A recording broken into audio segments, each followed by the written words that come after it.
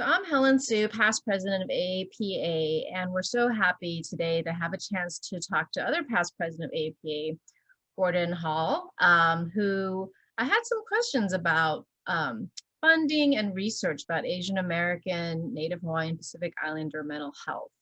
And Gordy, could you start out just telling us a bit about how long you've been doing this work and what's your background? Thank you for having me, Helen. So I got my PhD in 1982, so that was quite a while ago.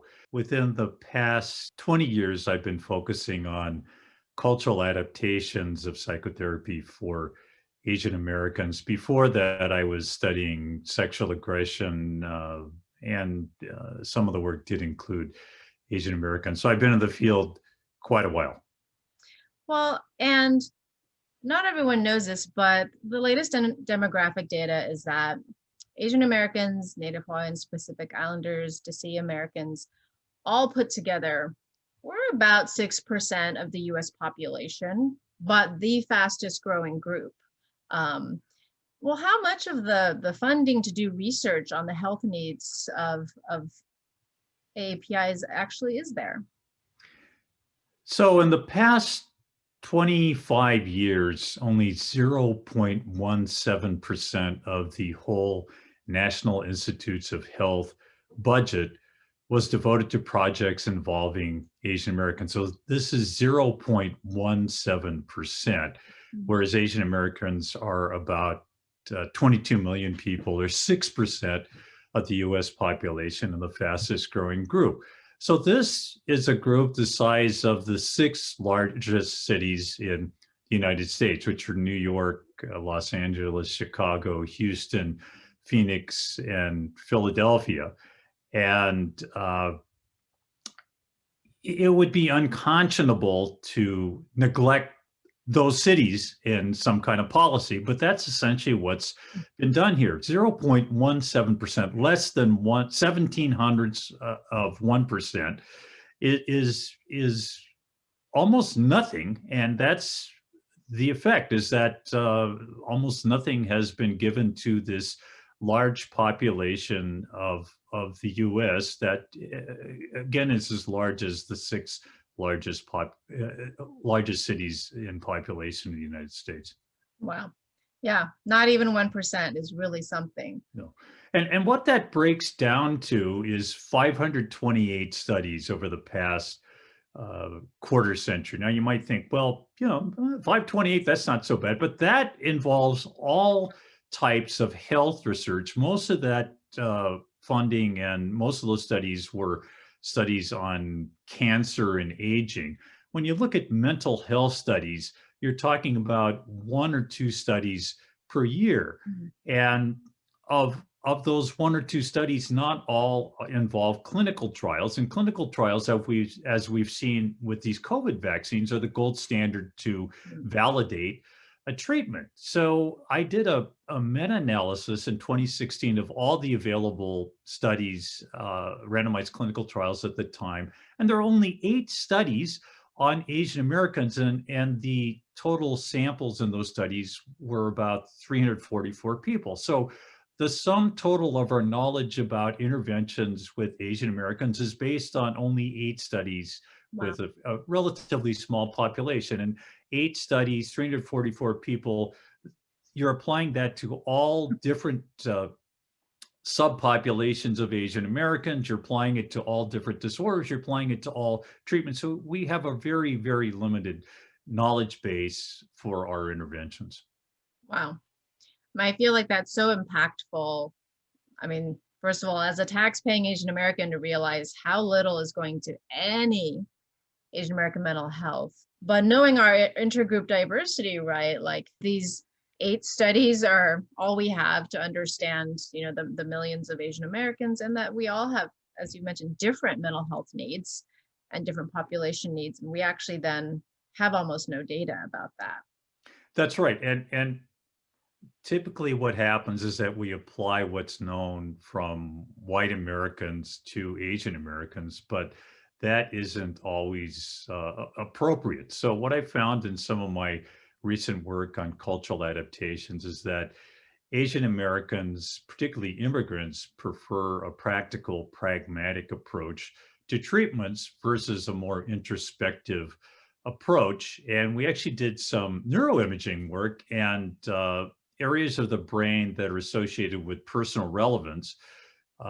Those areas of the brain were activated more by problem solving therapy than more standard cognitive behavioral therapy. And our population was Asian Americans from the community in Eugene, Oregon, Mm. where I live. And these effects were particularly pronounced for immigrants. So immigrants wanted something practical to focus on work or family or if they're in school.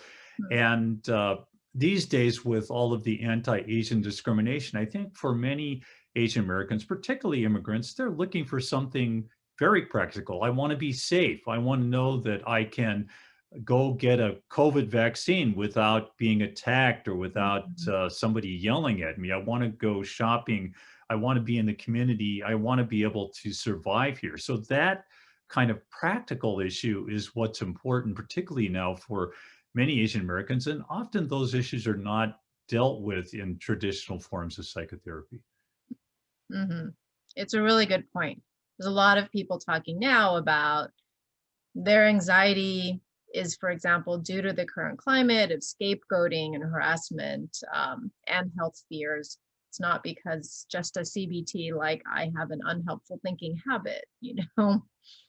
That's right. This is a systemic problem. You can think all you can change your cognitive distortions and so forth, but that's not going to change a society and a system that is biased against Asian Americans. So safety is important, but also changing these systems is a more ultimate goal rather than just changing one's own personal beliefs and emotions. Mm-hmm. So really having more studies and data that look at systemic issues, specific needs of Asian American populations. Yeah, and your point, for example, Asian immigrants might have very different preference about what's effective than, say, a fourth generation Asian American, you know. Yeah, Don't absolutely. know So, enough.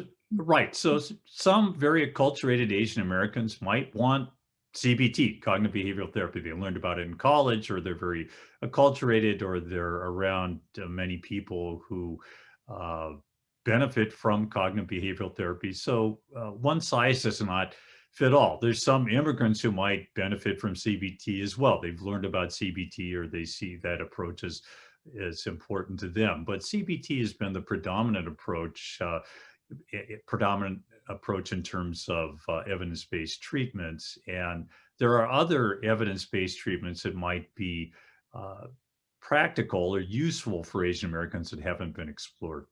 Mm-hmm. You know, and some people may have read that there's an NIH Unite initiative that's supposed to improve some of this data or research, especially for BIPOC, Black, Indigenous people of color populations. But what's your take on that, especially in reference to Asian Americans? The Unite goal to end structural racism is laudable. It's very noble, and it's something that we all want. But in the Unite initiative, there's no mention of Asian Americans, Native Hawaiians, or Pacific Islanders at all. We've again been rendered invisible. Wow. So it's an initiative to improve this systemic bias in research, but we're actually like not present at all. And that's obviously a huge problem too, if we're going to try to improve the lack of representation. I mean, as our population is actually growing and our needs are growing. Yes, and I think the months since the onset of the coronavirus show that there are specific forms of anti-Asian discrimination and hate that merit attention. And certainly in an initiative to end structural racism, Asian Americans ought to be part of the equation. So my colleagues and I are trying to lobby NIH to include Asian Americans, not only in the Unite initiative, but to earmark funds to study Asian American health and mental health, because these needs have been overlooked. Absolutely. You know, and for students or just community members who really do want some of our taxpayer money to go to supporting Asian mental health and health research. I mean, what could they do? Do you have ideas? Or maybe we could put links in the like comments or chat later if that people, if they actually want to pursue this and find out more or help lobby. I know other organizations have said that they will also be signing on to ask for Asian American, Native Hawaiian, Pacific Islander inclusion in this. So this is a really great thing, I know, from our allies. Yes, well, there's a couple of things that the public can do. One is to comment on this Unite initiative. The deadline is April 7th, so there's not much time to do that. But another way to do this is to contact one's legislators, particularly if you're in an area where there's a large population of Asian Americans. You can tell your legislator that some of these facts, only 0.17% of the NIH budget in the past quarter century has been devoted to Asian American health. Therefore, we know very little about Asian American health or mental health in particular. So directly contacting legislators does make a difference, or can make a difference. Okay. Well, we will definitely put some info in there about how people can do that. And thank you for being such, you know, like a fountain of information, but also having done this work for so long and being able to pass that on to our next generation of researchers, I hope, and still advocating, even from the prestigious attainment of retirement, new retirement. Thanks. Well, it's encouraging to see people who are committed to this work and new generations of people who bring new knowledge. And I'm happy to hand the baton off to others. But I think this is an important and an overlooked issue, and it's time to act. Yes, absolutely. Thanks, everyone. We'll put the links and the info. And if you want to know more, and also don't forget to read the Asian American Journal of Psychology published by AAPA as well.